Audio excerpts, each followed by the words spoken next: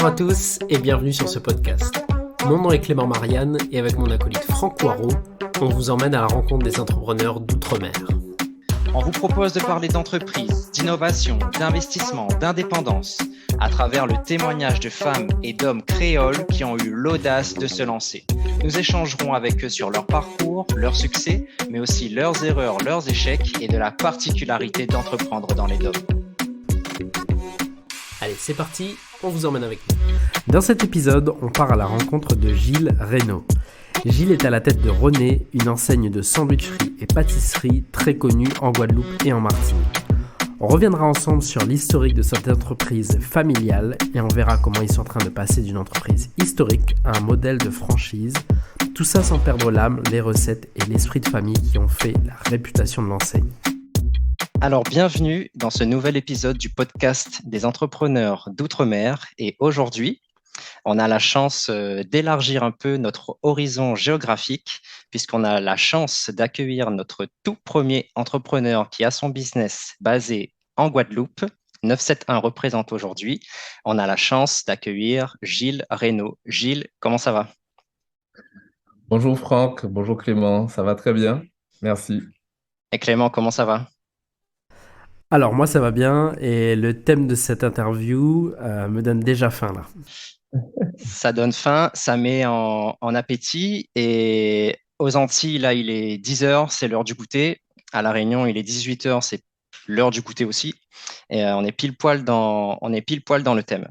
En parlant de goûter, on va tout de suite mettre les deux pieds dans le plat. Donc, Gilles, tu sais qu'on commence toujours nos épisodes par un portrait créole. Et pour ça, je t'avais demandé de préparer 3 questions afin de mieux te connaître. La première question, si tu étais un plat des îles, ce serait lequel et pourquoi? Alors si j'étais un plat, je serais le colombo de poulet en particulier, parce que c'est pour moi un plat qui représente bien la Guadeloupe, la Martinique un petit peu aussi. C'est un plat qui est simple, qui est riche en saveurs. C'est un plat qui est accessible, hein, c'est un plat que tout le monde peut se permettre. Et c'est un plat qui réunit la famille et les amis. Et tout ça, c'est des choses qui me ressemblent, je trouve, et qui parlent aussi à tout le monde. J'ai l'impression qu'avec ça, tout est dit. Simplicité, authenticité, famille, réunir. Là, on donne déjà un peu les grandes lignes des sujets dont on va parler là dans la suite du podcast. Donc, on a ton plat. Maintenant, si tu devais nous donner un lieu n'importe où sur la planète, tu vois, un lieu que tu aimes bien, un lieu que tu affectionnes, dans lequel tu aimes aller, ce serait lequel? Alors, je vais rester chez nous et j'ai choisi la ville du Moule. La ville du Moule, c'est une ville où j'ai passé beaucoup de moments de mon enfance et après aussi. C'est une ville dont ma mère est originaire, parce que moi j'ai vécu entre Pointe-à-Pitre et Baie-Mahault, hein, le Mhm. centre économique de la Guadeloupe, on va dire. Mais la famille de ma mère est du Moule et mes grands-parents du côté de mon père avaient aussi une maison de vacances au Moule. Donc tous mes week-ends, toutes les grandes vacances, toutes les vacances scolaires quand j'étais enfant, c'était au Moule avec les cousins. Donc j'ai vraiment beaucoup, beaucoup de souvenirs dans cette ville, qui est une ville moyenne, on va dire à l'échelle de la Guadeloupe, une ville d'à peu près 20 000 habitants. Et c'est une ville qui est, que je trouve très, très riche, puisqu'il y a la plage, il y a des espaces, il y a un centre-ville qui est très vivant et avec des gens qui sont vraiment très authentiques, très vrais, sans chichi. Donc, je me sens vraiment très, très bien au Moule et j'adore y retourner en week-end et parfois en vacances pour voir la famille et tout simplement profiter de cette belle ville. Allez, tous les gens là qui nous écoutent et qui sont au Moule, mettez un petit like et dites-nous dans les commentaires que vous venez du Moule. Ah ouais, les mouliens sont très très sauvés en plus, donc je pense que vous aurez une foule de commentaires. Allez, le pari est lancé. Alors, on a le plat, on a le lieu. Maintenant, si tu devais nous donner une musique en particulier ou un style de musique en général, ce serait quoi? Alors c'est très compliqué pour moi de répondre à cette question parce que j'aime beaucoup la musique. D'ailleurs, j'en joue un peu, je joue un peu de saxophone depuis quelques années. Donc j'aime tout ce qui est jazz, même Begin, les musiques traditionnelles de chez nous, créole Mhm. jazz. Et j'adore ben, toutes nos musiques plus récentes, urbaines, tout ce qui est soca, toutes les musiques caribéennes en fait. J'ai été baigné dans ça depuis tout petit. Et j'ai beaucoup voyagé dans la Caraïbe, donc dancehall, soca, tout ça c'est mon truc. Mais si je dois en retenir qu'une, ce sera quand même le zouk. Le zouk et en particulier celui de Kassav, Ok. parce que c'est une musique qui est très forte, qui nous ambiance simplement, mais qui aussi résonne chez nous, en particulier les Antillais. Il y a beaucoup de messages dans Kassav, sans aller dans le militantisme ou autre, hein, mais il y a beaucoup de choses qui nous parlent et qui sont profondes. Mhm. Et c'est une musique qu'on peut écouter aussi bien avec ses parents qu'avec ses enfants. Et donc, ouais, si je dois en retenir qu'une, ce serait le zouk de chez nous, le zouk de Kassav en particulier. Je salue le choix et je souris parce que, tu vois, le week-end dernier, j'étais à la plage et du coup, il y avait des gens là qui avaient mis un peu leur musique et il y avait des sons qui passaient. Et en fait, je me faisais la réflexion qu'il y a beaucoup de sons maintenant. euh, c'est compliqué de les écouter avec tes enfants à côté et c'est pas non plus des musiques que tu vas écouter en famille, tu vois. Et c'est vrai qu'un bon Kassav, ça passe nickel. C'est toute génération, c'est OK, les paroles sont OK.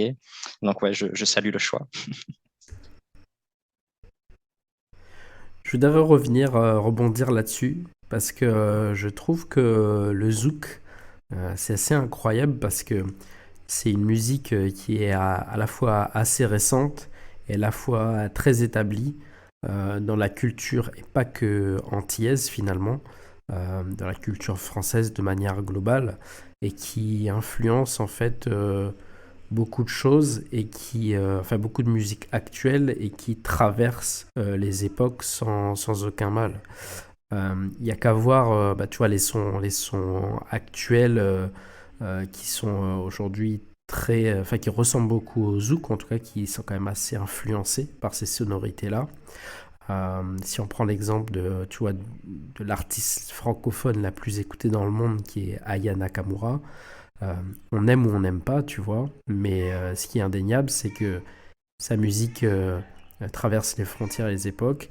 Ben, il y a une grosse influence du zouk. Et d'ailleurs, c'est même de plus en plus assumé de sa part, quoi. Puisque là, dans un de ses titres, elle a notamment fait venir Kim, qui est bah, une chanteuse pure de Zouk Love, quoi. Ok, et moi qui n'ai jamais eu l'occasion de venir à La Réunion, le zouk a aussi une importance chez vous? Oui, oui, carrément. Ben, même si effectivement, nous, la musique traditionnelle, c'est le maloya, et qu'on a aussi bah, le sega qui vient de Maurice, mais qui a une grosse influence sur nous. C'est clair qu'on a, voilà, on baigne aussi dans la musique antillaise, et notamment le zouk. Je pense qu'il y a aussi, tu vois, beaucoup de Réunionnais qui ont été en métropole dans les années 70-80. Et finalement, ben, une des seules musiques des DOM qui était accessible en métropole, c'était le zouk. Et donc, il y a aussi ce lien qui s'est fait. Mais c'est clair qu'aujourd'hui, quand tu écoutes la radio à La Réunion, bah, tu entends plein de sons de zouk, à la fois de chanteurs réunionnais, mais aussi de chanteurs antillais. Donc oui, clairement, il y a une grosse influence Mhm. du zouk à La Réunion. Ouais. Ok, ben on est ensemble. Pour compléter aussi, quand tu regardes les musiques des artistes réunionnais qui sont diffusées hors de la Réunion, c'est quasi exclusivement que des artistes qui font du zouk, tu vois. On pense à Calypso, on pense à Michael, par exemple. C'est que des artistes qui font du zouk, qui sont diffusés dans les radios, bah, notamment ici aux Antilles.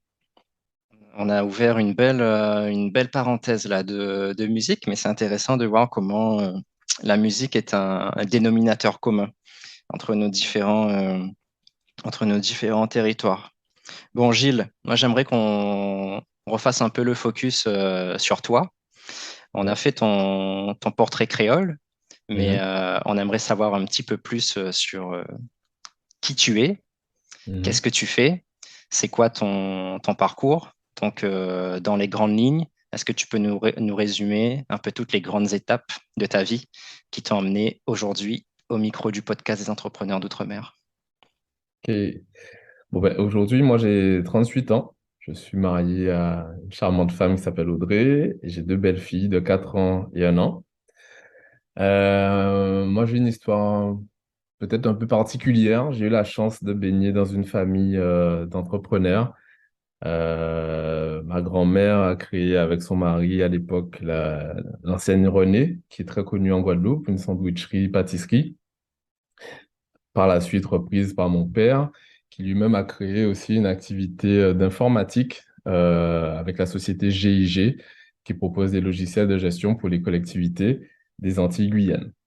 Donc, j'ai baigné dans ça. J'ai aussi un oncle, des cousins qui ont créé des entreprises et qui ont créé des entreprises qui ont connu un certain succès localement chez nous. Et du coup, très tôt, j'ai eu envie de participer à cette dynamique parce que j'ai réalisé que bah, tout le monde autour de moi n'avait pas non plus euh, eu cette chance. Je considère que c'est une chance. Et très vite, j'ai eu envie de partager cette chance que j'ai eue. C'est-à-dire, ben, moi aussi participer au développement de ce que j'ai connu et qui m'a nourri pendant petit et aussi pendant mes études et montrer qu'on peut arriver à faire des choses localement qui ont un certain rayonnement. Parce que vous savez que chez nous, j'imagine que c'est un peu pareil à La Réunion, on est victime d'une idée que il y a des grandes familles qui ont tout. Euh, Il y a des multinationales qui viennent avec leurs équipes, qui font tout le reste. Et nous, on est obligés de soit prendre les restes, soit travailler pour eux.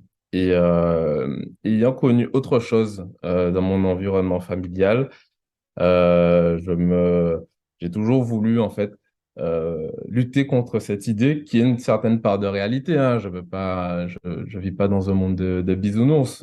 Je connais la réalité économique de nos territoires, mais c'est quand même une idée qui nous empêche de se réaliser, qui empêche un certain nombre d'entre nous d'oser.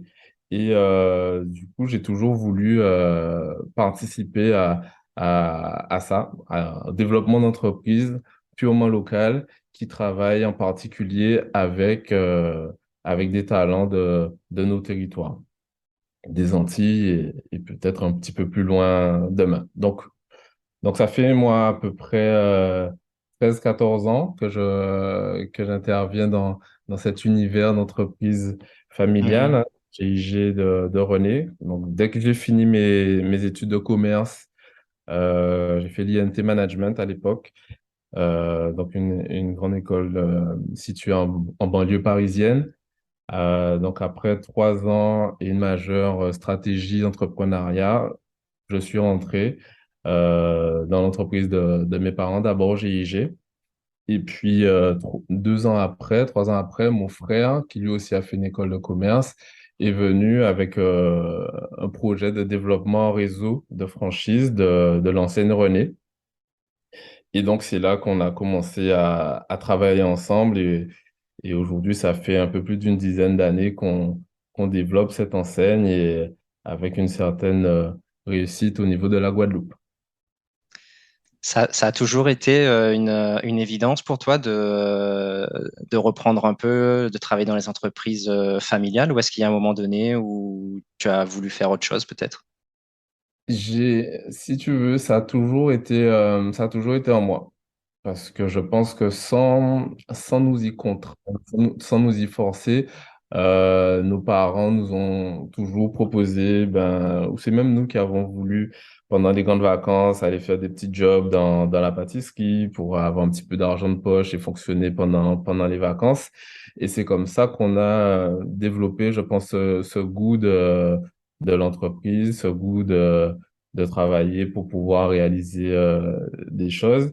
Et puis c'était aussi un rêve de notre père qui lui-même a, a repris l'entreprise familiale de ses parents, hein, il a empêché de s'éteindre quand mes grands-parents sont partis à la retraite.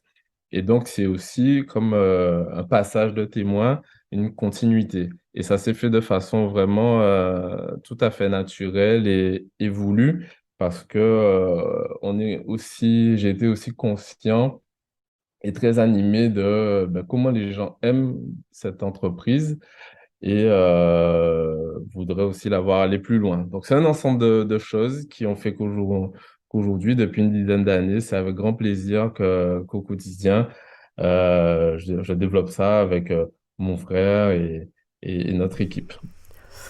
Moi, j'avais une question sur ton parcours scolaire. Mhm. T'es pas la première personne que je connais qui est issue en fait d'un écosystème entrepreneurial, familial entrepreneurial en tout cas, et qui s'oriente vers des études d'école de commerce. Ma question Mhm. pour toi, c'est pourquoi toi, tu as choisi cette orientation?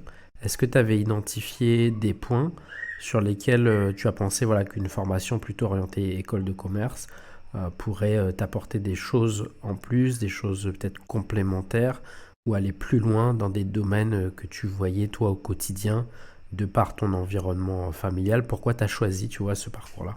Alors, pour être honnête avec toi, le rêve dont je parle, je l'avais depuis petit. Il restait quelque part dans ma tête. Après, j'ai eu un parcours scolaire comme tout le monde. Et souvent, l'inconvénient du parcours scolaire, c'est que on pense pas professionnel. On pense vraiment, tu es orienté par rapport à tes aptitudes, par rapport aux notes que tu as, etc., etc. Donc moi, j'avais un parcours plutôt bon dans tout ce qui est matière scientifique. Donc d'ailleurs, j'ai fait une prépa d'école d'ingénieur en Guadeloupe. Et c'est vrai qu'au moment où j'ai passé des concours, j'avais un certain nombre d'écoles d'ingénieurs qui m'étaient accessibles. J'avais quand même passé un concours aussi d'une école de commerce qui était accessible à travers une filière d'école d'ingénieurs, en tout cas la prépa ingénieur. Et au moment de faire le choix, j'ai réalisé que les domaines d'activité qui étaient proposés dans les écoles d'ingénieurs, donc ça pouvait être du textile, de l'aéronautique et autres, était très difficilement, avait très peu de débouchés et risquait de remettre vraiment à plus tard ma volonté de revenir en Guadeloupe et revenir euh, développer des entreprises familiales. Et donc, c'est ça qui a guidé mon choix un peu au dernier moment et parce qu'on m'a parlé pendant mon cursus de prépa scientifique de cette école que finalement, ben, je l'ai choisie. Et je suis très content de ce choix-là parce que ça m'a permis de développer des connaissances et des compétences directement utiles pour mon projet. Je n'ai pas eu à prolonger mon vécu, mon expérience dans l'Hexagone, parce que c'est là que j'ai fait mes études. J'ai pu directement rentrer et avoir des compétences opérationnelles pour pouvoir travailler, développer les entreprises. Donc, quand tu es rentré en Guadeloupe, tu nous as dit Mm. c'était il y a un petit peu plus d'une dizaine d'années, c'est ça? C'était en fin 2008, juste Ok, avant le gros conflit qui nous a agités en 2009. ouais, c'est vrai. Et donc, tu nous disais au départ, toi, tu es venu et c'était pour travailler dans l'entreprise de conseil informatique fondée par ton père, c'est ça? Voilà, par mes parents. Ok. Du coup, qu'est-ce que tu peux nous raconter de cette expérience? Alors, cette expérience a été très riche pour moi. D'ailleurs, je continue de développer, en tout cas d'encadrer le développement de GIG. Avec l'équipe en place, on a un management en place, mais que je continue d'encadrer avec mes parents qui sont pas encore tout à fait à la retraite. Ils ont du mal à lâcher hein, quand on est pris de passion pour une Mhm. entreprise qu'on a créée. Eh bien, on y tient et on tient à accompagner son développement le plus longtemps possible. Et cette entreprise, ça a été une bonne introduction pour moi en Guadeloupe et aux Antilles de façon générale, j'ai pu mettre en application des choses que j'avais vues lors de ma dernière année d'école, puisque j'avais fait cette alternance dans un cabinet de conseil en système d'information.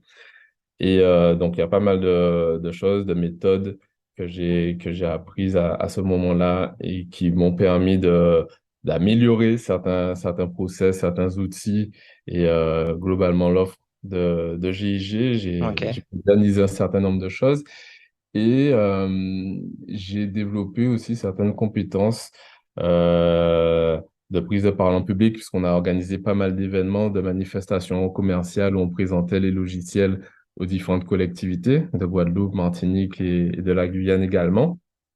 Donc, euh, donc voilà, c'est une expérience très, très riche et qui continue encore aujourd'hui.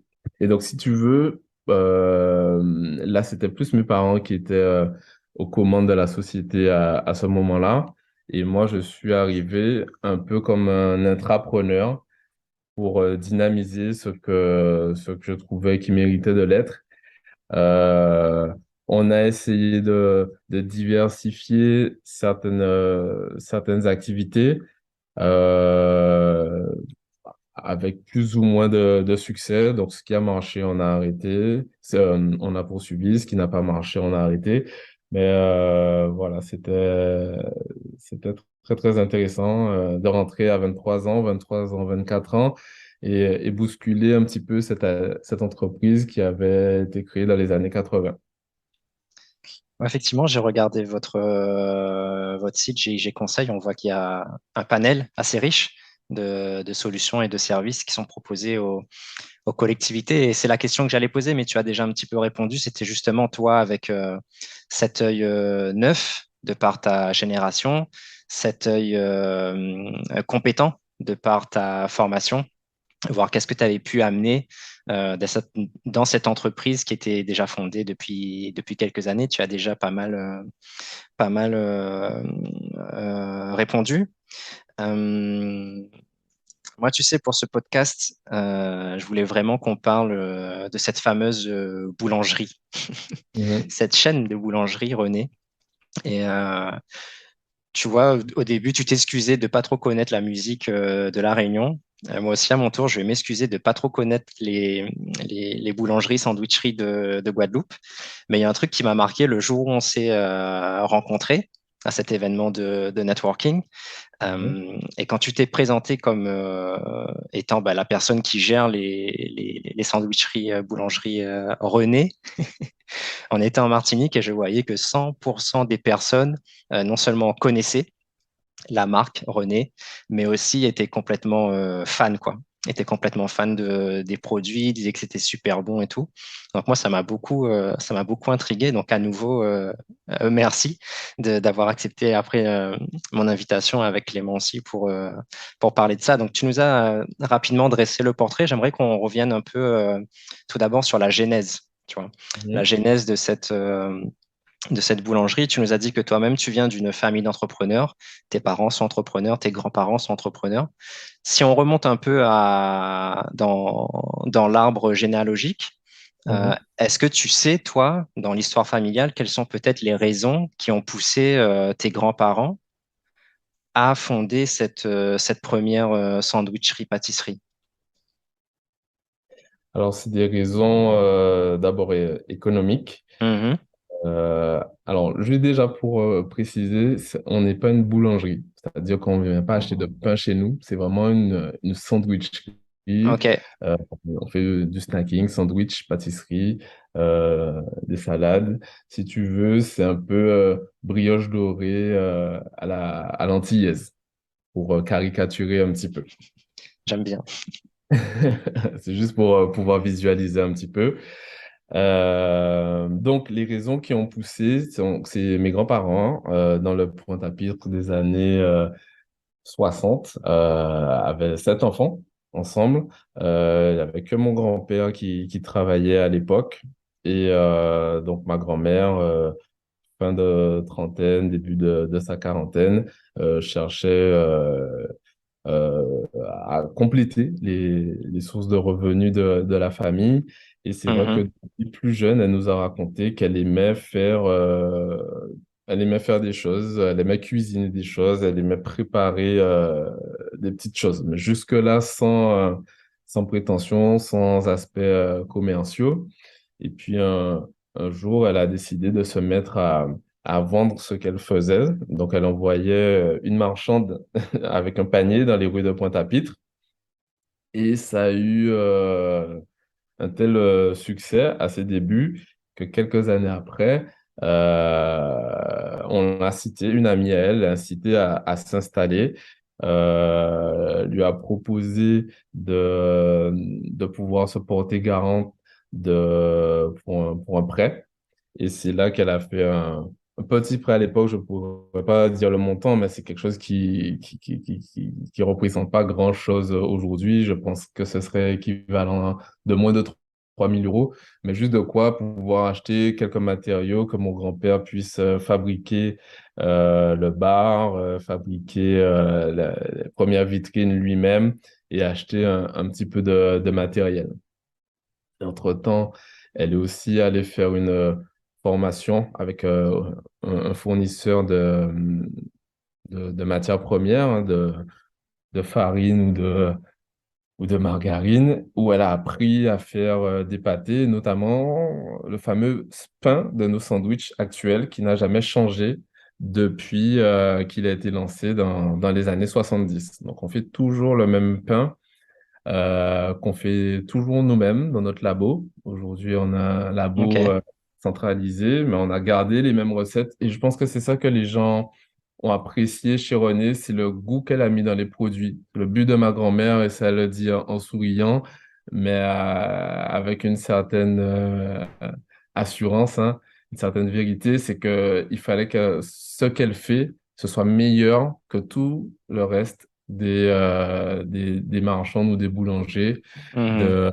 de Pointe-à-Pitre. Donc, elle s'est attardée à faire les meilleurs pâtés pour que les gens viennent chercher les pâtés chez elle, à faire les meilleures pâtisseries pour que les gens viennent acheter la pâtisserie chez elle. Et c'est vrai que ça a très, très bien fonctionné pour eux dans les années 70, dans les années 80. Moi, je suis de 84. Quand j'étais encore petit, ben, je voyais la queue devant la vitrine le matin avant d'aller à l'école, en fin de matinée, après l'école. Voilà, il y avait du monde. Et l'après-midi, c'était plus pour les pâtisseries chaudes, le cornet à la crème, le marbré. Enfin voilà, les gâteaux typiques de chez nous, les gens venaient vraiment les acheter à Pointe-à-Pitre. Et puis à l'époque, Pointe-à-Pitre était vraiment le poumon économique de la Guadeloupe. Aujourd'hui, c'est plus Jarry. Mais à l'époque, tout convergeait à Pointe-à-Pitre. Les gens des communes, les gens de Marie-Galante venaient à Pointe-à-Pitre. Et René était bien souvent une étape obligée pour les gens qui venaient de loin. Alors, Donc, déjà, je fais une petite pause. Déjà, là, tu m'as donné faim avec ton listing de tout ce que vous proposez. Ensuite, deuxième point, je trouve que le storytelling est incroyable. Tu vois, c'est une histoire, c'est une histoire assez folle. La mhm, genèse de cette boulangerie.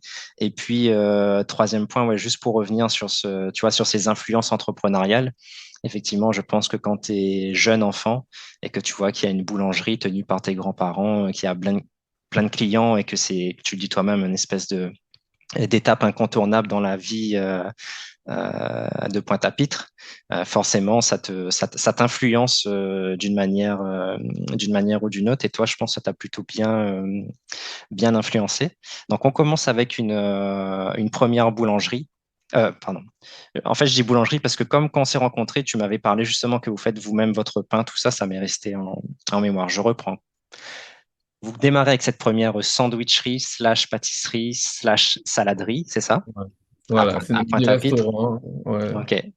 Mhm, Et du coup, quelques années plus tard, donc c'est la génération enfin, de tes parents mhm. qui récupère cette boulangerie.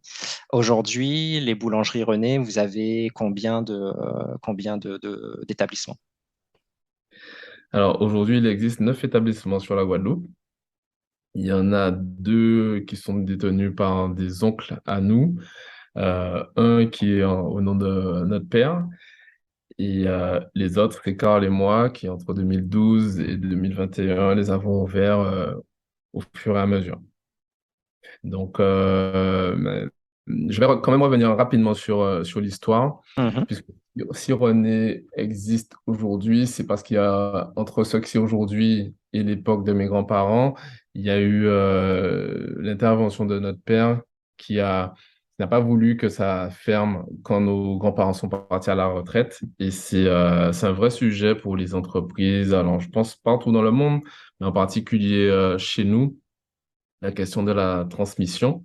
D'ailleurs, je crois que la semaine dernière, en Guadeloupe et en Martinique, il y avait tout un colloque, tout un séminaire organisé par les CCI pour organiser ça, la transmission. Donc voilà, c'est mon père qui a voulu poursuivre, même s'il avait déjà créé sa société d'informatique. Et il a embarqué avec lui deux de ses frères pour poursuivre, ouvrir son magasin à lui aussi. Il avait fait en 92, mais en 2000, il a décidé de poursuivre et aider deux de ses frères à ouvrir deux autres premières pâtisseries. Donc il y en avait trois. Euh, Entre 2003 et 2004, ils ont fait ces Mhm. ouvertures-là, qui existent encore aujourd'hui. Et donc, Carl et moi, on est arrivés en 2012. Donc, 2012-2013, on en a fait deux sur Jarry. Ça nous a permis de faire nos armes, de gérer aussi nous-mêmes, de savoir ce que c'est que de créer une entreprise, un commerce en particulier. Et puis après, comme je t'ai dit hein, en introduction du podcast, Carl, lui, il avait fait sa majeure de sa dernière année autour d'un mémoire de fin d'études qui est la mise en franchise d'un Mhm. réseau de sandwicherie familiale. Donc, il était venu déjà avec, euh, avec cette envie et un schéma, puisque pendant cette majeure, je révèle tout, il avait eu comme intervenant quelqu'un, un consultant d'un cabinet justement qui accompagne les réseaux de franchise à se structurer et à se développer. Ok. Donc, quand il est venu très rapidement, on a fait une première mission avec ce cabinet-là pour s'organiser en réseau.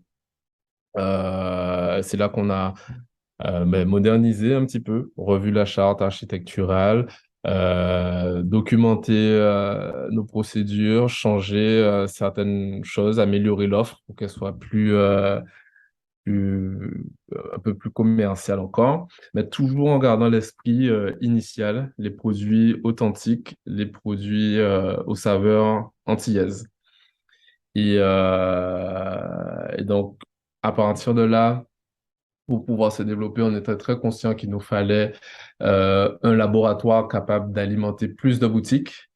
Et donc, ça nous a pris quelques années de trouver le bon endroit, de trouver les financements pour concevoir, réaliser des travaux. Et on a pu aboutir à ça en 2019.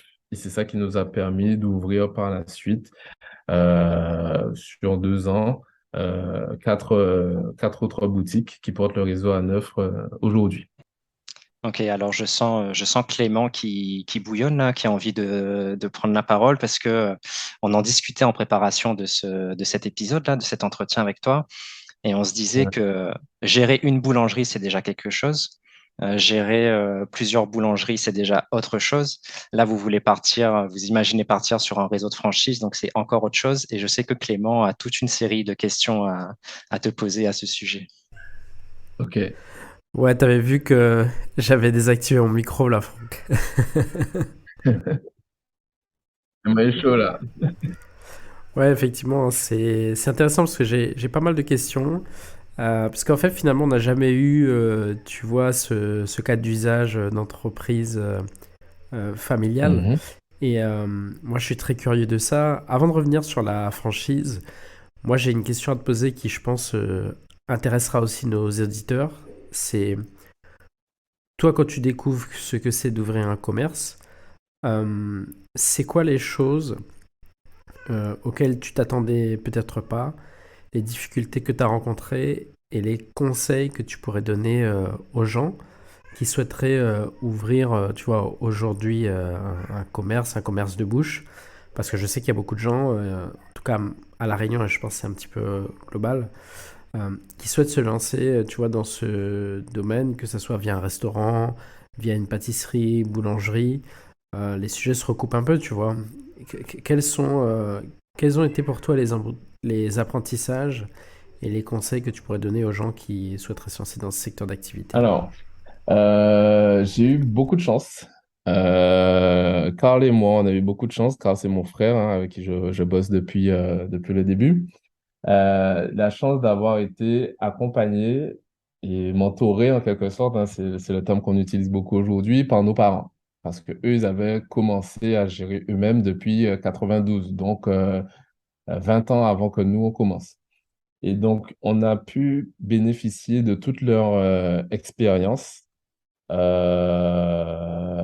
Et puis, c'est pas un domaine non plus qui nous était inconnu, puisque je t'ai dit qu'on avait bossé un petit peu pendant des grandes vacances, alors plus en mode job d'été, mais on avait aussi fait nos stages au sein de l'entreprise. On a eu l'occasion de faire des lancements de produits pendant nos stages d'école de commerce. Donc, le terrain était connu et en plus, on avait quand même beaucoup d'outils qui étaient déjà mis à disposition par l'expérience de nos parents. Donc, on n'a pas réinventé la roue et je pense qu'on a évité beaucoup de difficultés grâce à l'accompagnement qu'ils nous ont fait. Les surprises qu'on a eues, les difficultés qu'on a pu avoir, c'est la difficulté d'abord de financement. On ne s'attendait pas, malgré le fait que l'enseigne ait une certaine notoriété, que les personnes qui portent le projet, je vous ai dit que mes parents, il y a la société GIG, c'est quand même une société qui a un certain poids dans son secteur informatique aux Antilles. Euh, il y a une certaine pérennité, hein, puisqu'elle a été créée en 1980. Malgré ça, on a toujours eu du mal à obtenir des financements bancaires. Donc, ça, c'est une réalité. Je pense qu'aujourd'hui, ça tend à s'améliorer. Il y a des organismes comme la BPI qui aident pas mal, et, la région Guadeloupe aussi, pour ceux que je connais, hein, je ne parle pas de ceux que je ne connais pas, accompagne aussi pas mal les entreprises de mieux en mieux. Mais c'est vrai que pour obtenir un prêt bancaire, c'est toujours venu. Mais vraiment, heureusement que nos parents aient pu nous accompagner au début financièrement pour pouvoir lancer les projets, réaliser les travaux. Et donc, tous ceux qui veulent se lancer dans ce type d'activité, vraiment, la recommandation, c'est de pouvoir être prêt financièrement pour ne pas commencer un projet, commencer à signer un bail, payer des loyers pendant des travaux et après être obligé d'arrêter parce qu'on n'a pas obtenu un financement. Ça arrive. Je discutais récemment avec une décoratrice d'intérieur qui est installée en Martinique depuis quelques années et qui m'a dit que plusieurs des projets qui lui ont été confiés ne se sont pas réalisés. C'est parce qu'on n'anticipe pas que ben, ouvrir une boulangerie, ouvrir un restaurant, ça coûte de l'argent. Et les banques parfois sont assez frileuses sur ce domaine d'activité parce que c'est vrai que c'est un domaine qui est risqué, où il faut pouvoir bien gérer. Et deuxième chose auquel on ne s'attendait pas, c'est que nous, on était jeunes quand on a commencé, encore plus jeune qu'aujourd'hui, puisque moi j'avais 28 ans, 27 ans, Carl en avait 24. Donc on a d'abord voulu faire confiance aux jeunes dans nos équipes et ben, gérer des jeunes ou des personnes un petit peu plus âgées. Il y a une question d'autorité, entre guillemets, qui n'était pas forcément facile à mettre en application. C'était moins facile pour nous d'être aussi exigeants qu'aujourd'hui. Alors peut-être qu'on était jeunes, très fougueux et que ça compte, hein, on a certainement pas les mêmes qualités managériales aujourd'hui qu'on avait à l'époque. On a progressé, bien sûr, mais c'était quand même un vrai sujet de pouvoir recruter et garder des gens sérieux qui respectent les préconisations. Hmm. Ok, Voilà. ok. Là, tu parles plus au sens management des personnes, quoi. Voilà, plus management. Manager des jeunes. Quand on entreprend très jeune et on en voit de plus en plus, et ça c'est très bien, c'est vraiment extraordinaire chez nous. Il y a ce côté où il faut être d'emblée sérieux et exigeant pour que tes équipes te prennent très au sérieux, quel que soit leur âge. Et c'est assez embêtant à dire, mais à l'époque, on a eu pas mal de difficultés avec le sérieux des jeunes qui, parfois, ben, le samedi matin, parce qu'ils sont sortis la veille, vont arriver en retard ou ne pas venir, des choses comme ça. Et c'est des choses auxquelles tu t'attends pas forcément. Et donc, tu es obligé de gérer ces situations. Et donc, après, on va dire que tu panaches un petit peu plus tes équipes avec différentes générations. Hmm. Ouais, ouais, je comprends. Ouais. C'est intéressant, ouais, tu vois, le sujet un peu des ressources humaines de manière globale. C'est vrai que c'est une question qu'on revoit souvent venir, mais pas forcément sur cet angle générationnel. Et je trouve que c'est effectivement l'éclairage que tu nous apportes. Il est intéressant et en même temps il est logique quand tu l'expliques. Et on l'avait jamais emmené comme ça, donc merci de ce partage. En tout cas, je vois bien toutes les difficultés que vous avez eues quand vous avez et comment vous avez dépassé ça. Et moi, la question qui me vient à l'esprit, c'est comment on fait, tu vois, pour passer d'un d'un business plutôt au cas par cas, unique, sur lequel tu as une certaine maîtrise parce que c'est toi qui le monte et Mhm. qui l'opère, à un business de franchise où finalement tu dois quand même avoir une certaine maîtrise sans être là tout le Mhm. temps, en donnant quand même, tu vois, une certaine qualité. En fait, moi, de ma perception, je me dis, c'est quand même pas le même boulot de gérer euh, un établissement VS, donner les clés de la boutique et de votre marque aussi, avec un engagement fort, sans être là au quotidien. Alors, comment on fait pour passer de l'un à l'autre? Ok. Alors, c'est un apprentissage d'abord. C'est pas quelque chose qui se fait du jour au lendemain. Je te dis, on a commencé en 2012, donc ça fait 11 ans aujourd'hui que ça a commencé. Ça a commencé avec un, puis quelques mois après, un deuxième. Et tout de suite, en fait, on a dû mettre en place un management où on n'était pas nécessaire à l'activité. Parce que, de un, moi, je continuais d'avoir des responsabilités à GIG, même si je m'étais fait remplacer sur ce que je faisais directement. À savoir, à l'époque, à GIG, j'intervenais beaucoup sur le côté commercial, ingénieur d'affaires. J'organisais les manifestations, les campagnes de promotion, etc. Et puis, Karl également, qui lui s'est concentré par contre que sur René, eh bien, il intervenait sur tout ce qui est opération et aussi recherche pour notre projet de nouveau labo. Et puis, travailler à créer toute cette bible de procédures. Donc, tout de suite, on a mis en place une équipe avec quelqu'un qui avait la casquette de manager et donc avec un rôle particulier sur lequel on pouvait s'appuyer. Et puis, donc, ça nous a pris entre ces deux restaurants, donc fini en 2013, le prochain n'est sorti qu'en 2018. Donc, c'est pour te dire qu'on a eu le temps d'expérimenter et de façon assez directe toutes les problématiques de gestion quotidienne. Et ensuite, quand tu en ouvres un suivant, le prochain, ben, tu prends un peu d'une équipe que tu as en place, tu dupliques le modèle que tu as expérimenté depuis quelque temps et voilà. La personne qui est en place, la responsable, ben, forme les autres équipiers. Et c'est ce qu'on a fait à chaque fois. On a pioché un peu dans chacune de nos équipes pour constituer une nouvelle équipe qui forme des nouvelles personnes.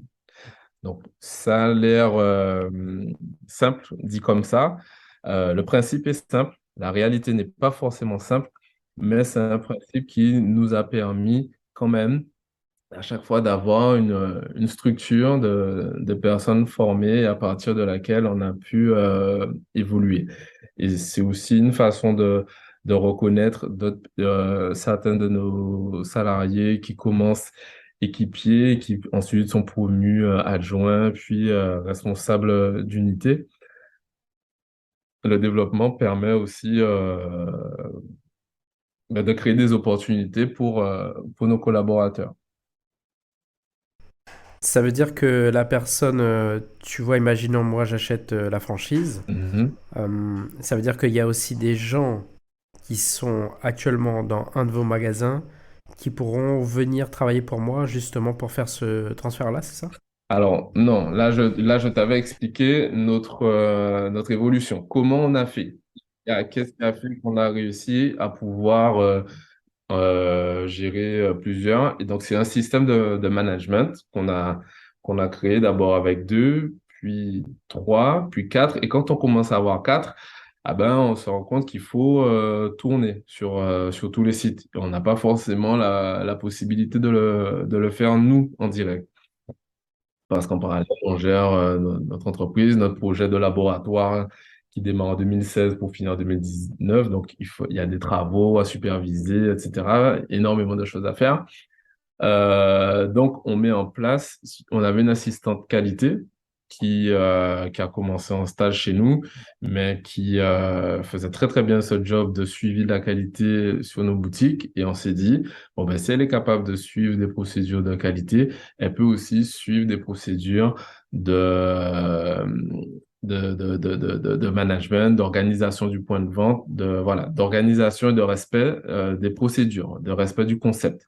Et donc, c'est pour ça euh, on lui a proposé à la fin de son stage de devenir carrément superviseur des restaurants. Et quand on en a encore un petit peu plus à gérer et où là, il y a des réalités opérationnelles auxquelles on peut pas échapper quand on gère un restaurant, il y a énormément d'événements entre des coupures d'eau qu'on a en Guadeloupe assez régulièrement, coupure d'électricité, Mhm. tel n'est pas venu, rupture chez tel fournisseur. Enfin, tu peux devenir fou si tu n'es pas bien organisé. Et jusqu'à présent, c'était plus Carl qui gérait ça en direct. On a aussi proposé à quelqu'un qui travaille avec nous mais depuis plus de 10 ans, une jeune qui s'appelle Priscilla, on fait un petit clin d'œil, à prendre la direction des opérations du site, de tous nos sites. Et Priscilla, pour la petite histoire, elle a commencé en chargée de communication en alternance d'ailleurs, et au fur et à mesure, à GIG d'ailleurs, et au fur et à mesure, elle nous a accompagnés, elle a toujours montré une envie et de la bonne volonté. Et c'est des qualités qu'on a appréciées chez elle et qui fait qu'on lui a confié le suivi des équipes. Et donc, c'est tout ce qui va avoir attrait au recrutement, au planning et à la gestion des incidents qui surviennent régulièrement. Et donc, ça, c'est pour la partie évolution d'un réseau en succursale. Donc, il y a une bonne base commune avec le réseau de franchise et notamment tout est autour du manuel des procédures. C'est vraiment l'idée pour que toutes nos boutiques se ressemblent, c'est que de un, elles aient les mêmes produits, et donc ça, on règle ce problème avec notre labo, mais c'est surtout que tout le monde fonctionne de la même façon. Et ça, il n'y a pas de secret pour que ça marche. Il faut que ce soit écrit quelque part. Il faut qu'on contrôle que ce soit respecté régulièrement. Et c'est vraiment quelque chose, quand on le dit régulièrement, c'est des répétitions qui sont À chaque fois qu'on fait une réunion d'équipe, il y a des rappels et en fait, on se rend compte qu'on fait les mêmes rappels, mais c'est pas grave, ça fait partie du job. C'est comme le sport, on ne devient pas champion avec un seul entraînement. C'est vraiment la répétition qui fait que le message rentre, les bonnes habitudes restent et les mauvaises, on les abandonne. Voilà. Et pour la franchise, parce que je pense que Clément bouillonne d'impatience pour Hum, la franchise. Donc la franchise, c'est aussi basé sur le manuel des procédures. Hein. L'idée de la franchise, c'est tu as un concept, tu l'as expérimenté, tu as un modèle économique qui fonctionne, et donc tu vas apporter la notoriété de ton enseigne et ce savoir-faire qui, je ne vais pas dire garantie, mais qui donne un maximum de chances que si quelqu'un d'autre respecte, ça va fonctionner comme ça fonctionne avec toi. C'est ça le principe de la franchise. Et donc là maintenant, l'idée, c'est quelque chose qu'on a travaillé en 2022. C'est sur l'année 2022 qu'on a préparé notre franchise parce que c'est une chose d'avoir son manuel opérationnel pour son équipe, pour cette équipe et demain les équipes de tes restaurants franchisés, mais c'est aussi un métier d'être franchiseur et d'accompagner tes franchisés à, à élaborer leur projet et ensuite réussir dans leur projet. Et donc, c'est des documents juridiques, c'est des documents aussi de formation que tu dois préparer. Donc, c'est tout un process et aussi un process de recrutement dans lequel Carl et moi, on est engagés actuellement en Guadeloupe et en Martinique, sur lequel on a travaillé l'année dernière. Et donc, un franchisé, c'est d'abord quelqu'un qui est un commerçant indépendant. C'est quelqu'un qui travaille pas pour toi. Ses équipes sont ses équipes. Tu posais la question tout à l'heure, est-ce qu'on envisageait de prendre une partie de nos équipes et les mettre à disposition des franchisés? Non, c'est pas prévu. C'est pas prévu. L'idée de la franchise, c'est vraiment d'avoir un entrepreneur indépendant qui exploite un concept qui a fait ses preuves.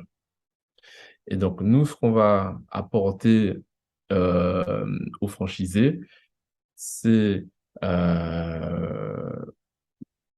comment trouver un bon local et l'aider dans cette recherche, euh, comment créer sa société, comment organiser le point de vente, la conception de son unité.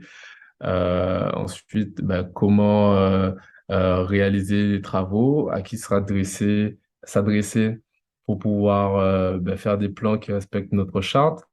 Ensuite, sa communication d'ouverture, très importante pour avoir une clientèle dès le départ. Et ensuite, comment recruter ses équipes et bien sûr, le former au concept pour qu'à l'ouverture, il soit opérationnel.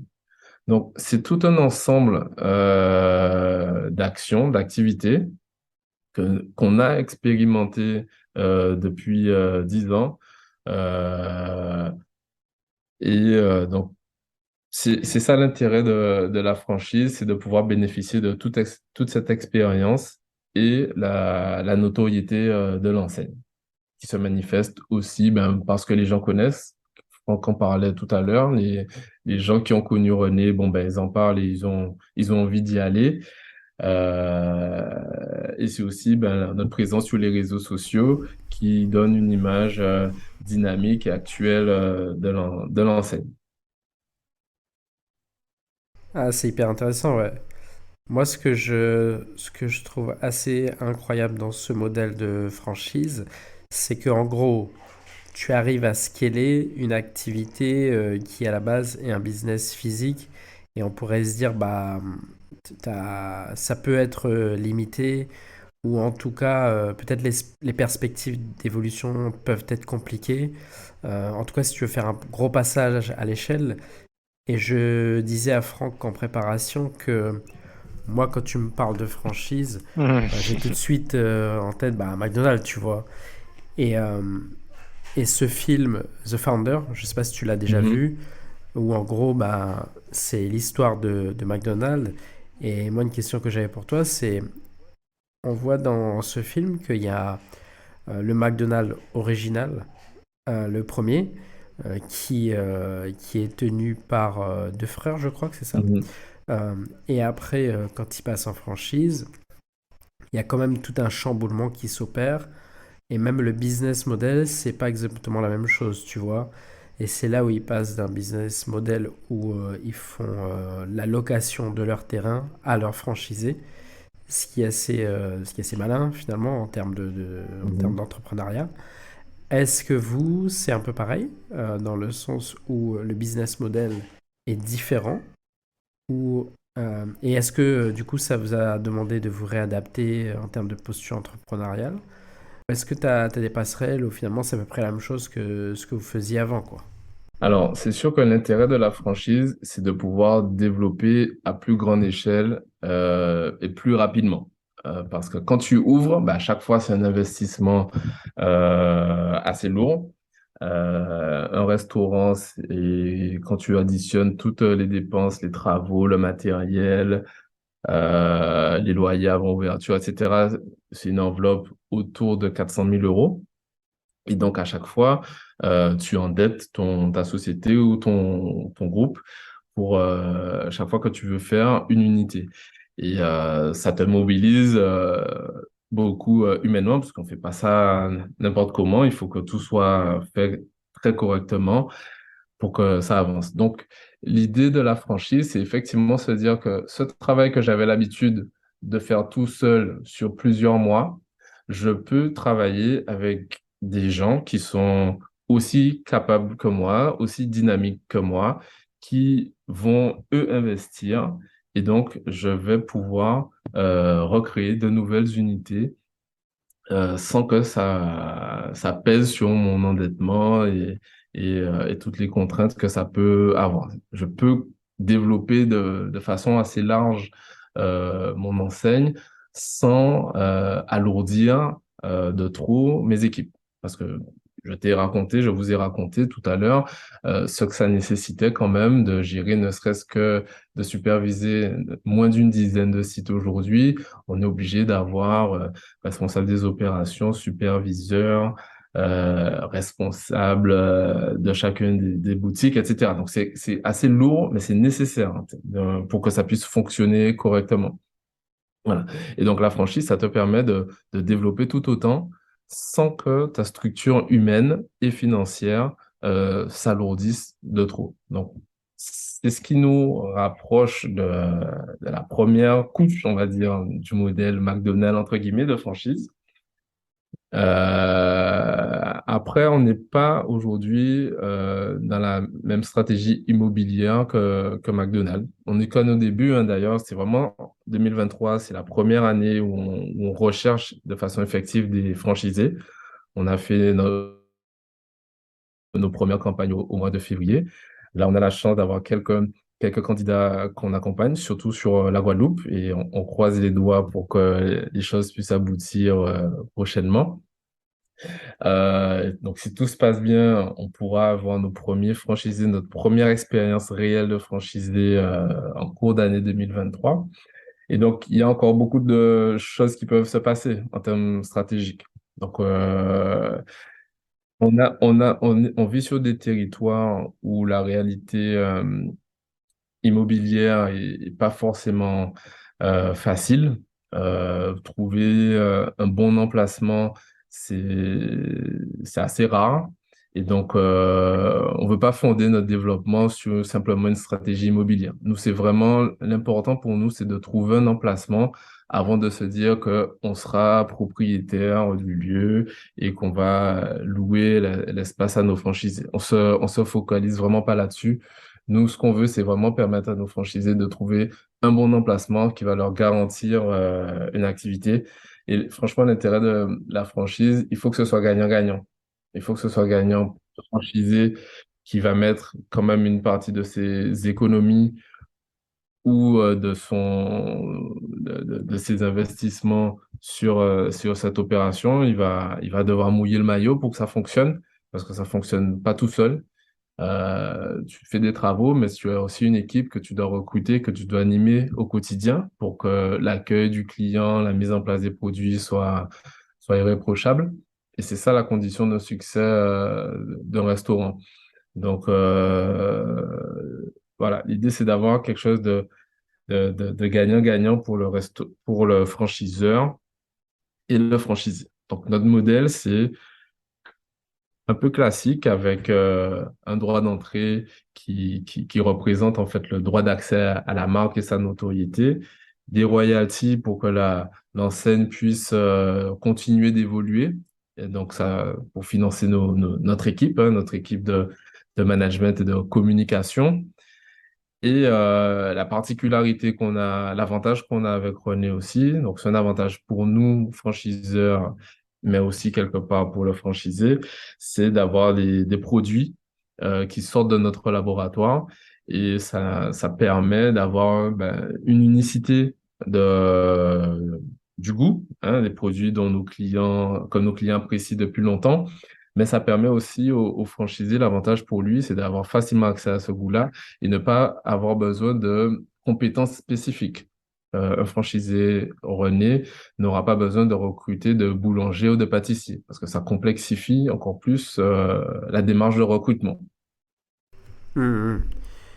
Mais ça veut aussi dire que en termes en termes de positionnement géographique, ça veut dire qu'aujourd'hui, vous ciblez vraiment la Guadeloupe parce que j'imagine que c'est pour pouvoir délivrer les produits qui sortent de vos laboratoires, faut être quand même dans une zone géographique qui est assez proche, en tout cas de ce Voilà, on laboratoire-là. cible la Guadeloupe et la Martinique. On a des solutions pour pouvoir approvisionner la Martinique également. Mais c'est vrai on vise pas plus loin pour l'instant. L'idée pour nous, c'est d'apprendre ce métier de franchiseur en étant proche de notre base.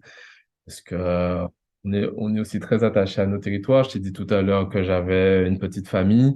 C'est une valeur qui est importante pour moi aussi. Et c'est pareil pour mon frère. Donc, on veut d'abord apprendre ce métier de franchiseur, on va dire localement. Et une fois qu'on aura une bonne sensation de comment ça fonctionne, on pourra envisager d'aller un petit peu plus loin parce que ça fait partie aussi de nos ambitions. Un peu comme Kassav pour le Zouk, hein. Si pour nous, René, peut-être l'occasion de transmettre l'identité antillaise au-delà de nos frontières, franchement, on aura accompli notre mission. Donc, blague à part. Mais écoute, ce qu'on te souhaite, c'est que tu deviennes une référence comme le Zouk à La Réunion. Ok, mais blague à part, oui, ça demande effectivement d'aller plus loin que les Antilles.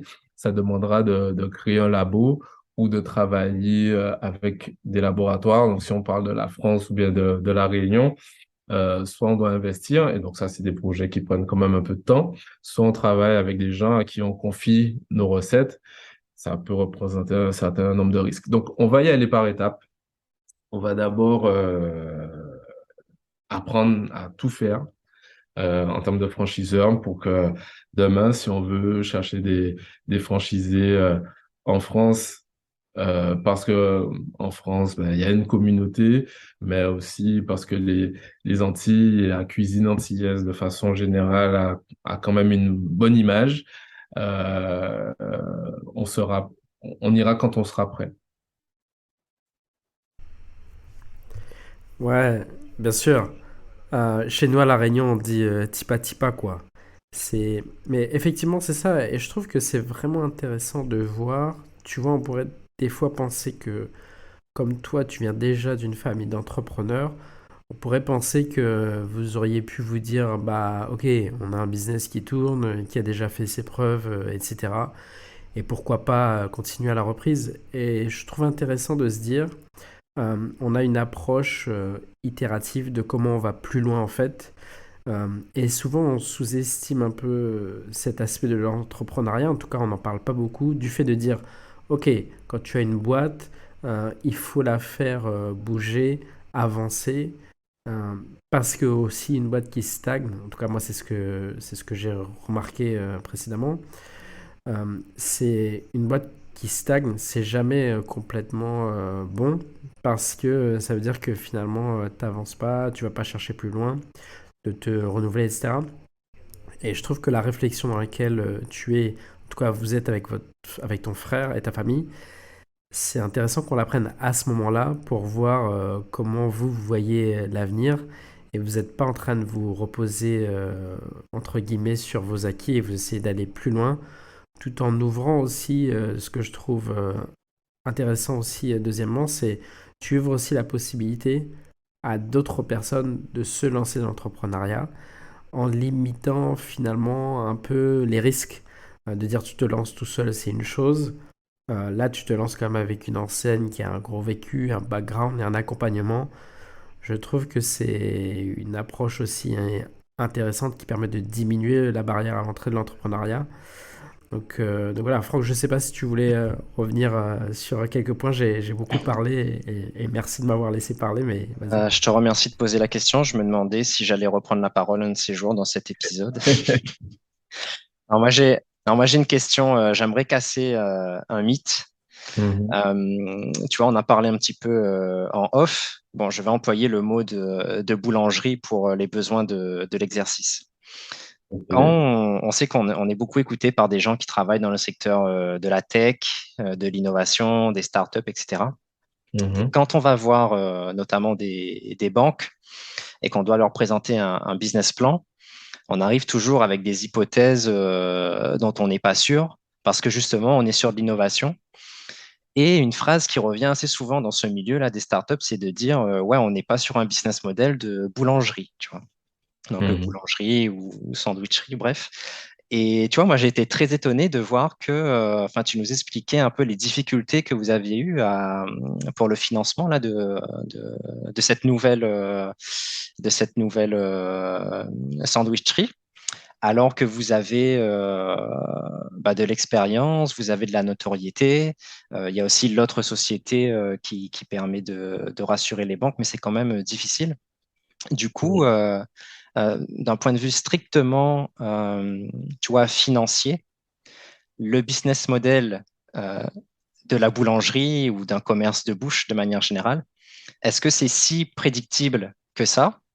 Et si je pose ma question différemment, par exemple, vous, dans les prévisions financières que vous avez pour le lancement chacune des nouvelles sandwicheries, notamment par exemple pour l'atteinte du chiffre d'affaires, est-ce que c'est des prévisions qui sont assez justes ou est-ce qu'en fait, pas du tout? Ouais. Alors, ce sont des business qui sont effectivement prédictibles dans le modèle économique. Euh, on sait que on cherche à avoir, dans notre cas, alors c'est pas l'idéal, c'est beaucoup mieux en hexagone, mais chez nous, on cherche à avoir 55% de marge sur marge brute sur les OK. produits, c'est-à-dire entre ce qu'on achète comme matière première et ce qu'on vend, on veut avoir une marge de 55%. Juste pour info, en France, en moyenne, c'est plutôt de l'ordre de 70%.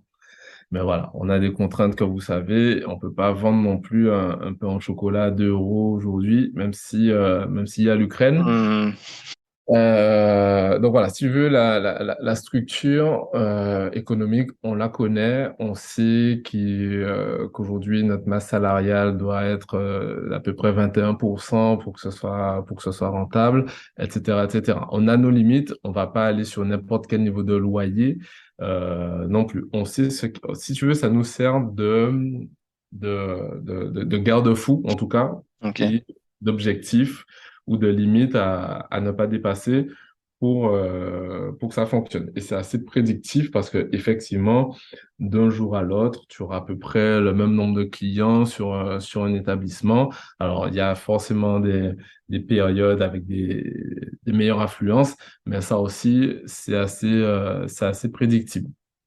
Le risque qu'il y a sur ce type de business, c'est vraiment la qualité de l'emplacement. Et si tu as un mauvais emplacement, tu pourras dépenser toute la communication que tu veux tu n'auras pas la clientèle qu'il faut. Et à contrario, si tu as un très très bon emplacement, sans beaucoup d'efforts et avec la notoriété de l'enseigne, tu auras du monde. Et puis après, il y a des choses comme le parking, il faut faciliter. Il faut faciliter l'accès à ton restaurant parce qu'en fait, il y a énormément de concurrence. Il y a énormément de concurrence. Il y a de la Mhm. place, il y a de la place pour tout le monde. D'ailleurs, je pense que ça fait partie des domaines dans lesquels il y a le plus de création chaque année. Mais voilà, donc le modèle est prédictible, sauf il y a un grand enjeu sur l'emplacement. Ça l'est moins sur un restaurant spécialisé, parce qu'un restaurant, ça peut être un lieu de destination. Ouais, je comprends. Et donc là, l'emplacement soit moins critique, mais il faudra que ta carte soit excellente, que ton accueil soit excellent, que le cadre soit très agréable pour les clients. Nous, c'est vraiment la sandwicherie, pâtisserie de tous les jours. Alors, c'est vrai que ben, certains produits, nos clients les apprécient et ils voudront de temps en temps vouloir venir, mais c'est pas sur la visite ponctuelle que peut se fonder le succès d'une marque. Il faut vraiment avoir un réflexe régulier pour que tes clients viennent chez toi régulièrement pour t'assurer un certain niveau de chiffre d'affaires et derrière, si tu gères bien, de rentabilité.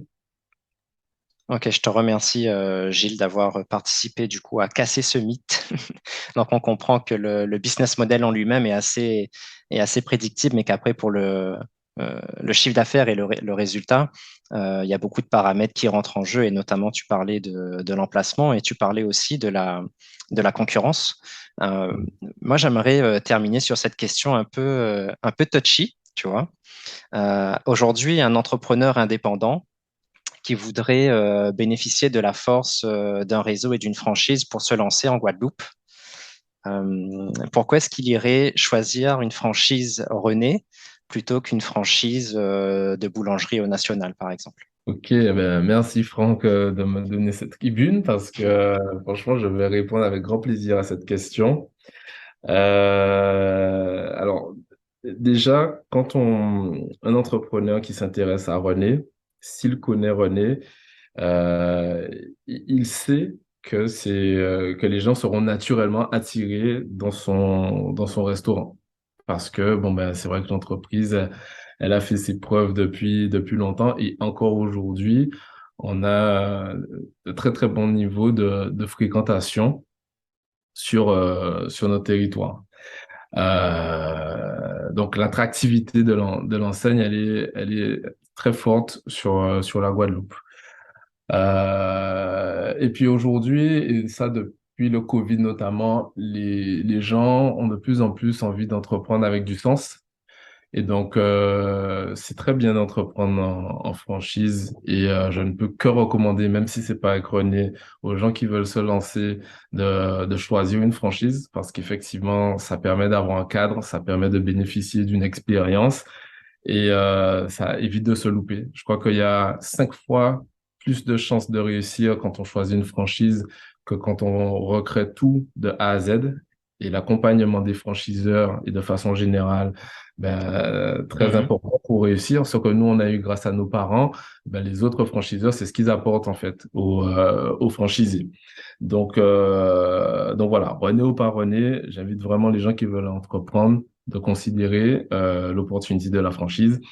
Après, choisir René, donc en plus de choisir un modèle économique qui a fait ses preuves, une attractivité qui fonctionne, c'est aussi donner du sens à son projet parce que voilà, une entreprise qui est 100% antillaise depuis son origine, qui véhicule une certaine image des Antilles, une certaine authenticité dans ses produits, qui ben, aujourd'hui peut avoir potentiellement un potentiel de développement au-delà de nos frontières. Je pense aussi que c'est ressentir qu'on fait partie d'une belle aventure.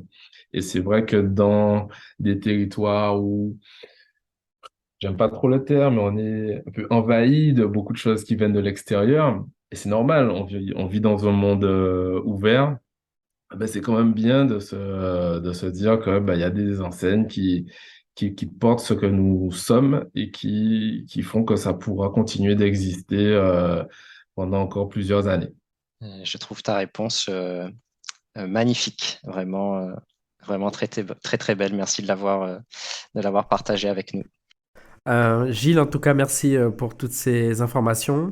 On arrive à la fin de cet épisode et on a l'habitude de finir les épisodes avec des questions rapides. Donc la règle du jeu, c'est que l'objectif, c'est que tu répondes de la manière la plus concise possible aux questions que je vais te poser. Donc idéalement en une phrase. Est-ce Mhm. que ça te va?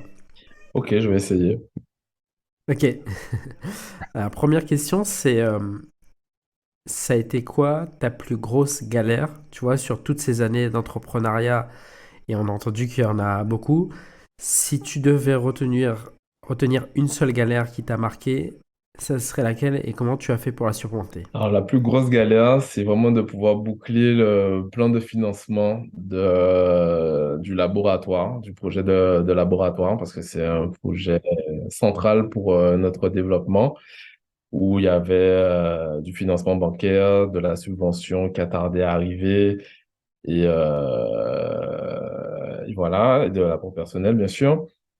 Et donc, on a réussi avec la confiance de certains partenaires qui ont attendu, qui ont été patients. Et donc, on a tâché de payer régulièrement en attendant le déblocage des fonds. Et aussi, ben, en mettant en contribution d'autres sociétés du groupe. On a fait des prêts internes, on va dire. Mais voilà, donc surmonter avec de la patience et aussi ben, avoir pu bénéficier de trésorerie sur d'autres sociétés. Donc ça aussi, un point d'attention sur les financements. Ok, très clair. Et d'un autre côté, ta plus grande fierté, tu vois, de toutes ces années d'entrepreneuriat, ça serait quoi? Ma plus grande fierté aujourd'hui, alors je vais pas me répéter, mais en tout cas vous aurez compris que cette base-là, le labo, parce qu'il y a aussi notre siège au-dessus et un labo et un restaurant en façade, c'est une très grosse fierté. Mais je vais te dire que j'ai une grande fierté aujourd'hui sur l'équipe qu'on a mise en place et qui, avec Carl, fait avancer cette enseigne. Et c'est une équipe de jeunes Guadeloupéens, beaucoup de Guadeloupéennes d'ailleurs. Et donc oui, aujourd'hui, on est fiers de ça et nos clients nous le rendent bien. On a beaucoup de témoignages sur l'évolution de l'enseigne. Et donc, c'est ça, c'est une fierté un peu plus humaine pour le coup. Écoute, bah, bravo en tout cas pour ça. Si tu devais faire différemment, si tu devais recommencer de zéro, qu'est-ce que toi tu ferais différemment? Je serais plus. Ça fait longtemps que j'ai commencé, donc c'est pas facile à répondre à la question. J'ai commencé tôt. Si je devais recommencer d'aujourd'hui, je recommencerais avec pas mal des mêmes ingrédients, c'est-à-dire bien comprendre le sujet, travailler avec quelqu'un sur lequel on est sur la même longueur d'onde, parce que j'ai une relation très forte avec mon frère. Et puis, être, prendre le temps de bien préparer une feuille de route, être accompagné par des professionnels. Et ça, on l'est, je ne l'ai pas mentionné tout à l'heure, mais on est accompagné par des professionnels de la franchise qui nous apprennent ce métier de franchiseur et nous proposent une méthode. Et ensuite, ben, dérouler le plan. Donc, non, je ferai à peu près la même chose, mais peut-être en étant encore plus concentré. Ok. Et ma dernière question pour toi, Gilles, c'est, à ton avis, c'est quoi la qualité essentielle à un bon entrepreneur? La qualité essentielle, c'est de pouvoir rêver et de s'accrocher à son rêve. Bah écoute, on terminera l'épisode sur cette note de rêve. Merci Gilles pour ton temps, pour ta disponibilité, pour ta bonne humeur. C'était un vrai plaisir de te recevoir et d'échanger avec toi dans le podcast. On te dit à très bientôt et on espère que les franchises se développeront très rapidement et à l'international. C'est à très En tout bientôt. cas, merci à vous deux. C'était un vrai plaisir également. Merci à ceux qui vont nous écouter. Et puis, s'il y a d'autres questions, qui n'hésitent pas, on est là pour partager l'expérience. C'était le podcast des entrepreneurs d'outre-mer. Et on espère sincèrement que ça vous a plu et inspiré. Si c'est le cas, vous pouvez nous le faire savoir en mettant un like et en nous le disant dans les commentaires. Et bien sûr, pensez à vous abonner pour ne pas rater la sortie du prochain podcast.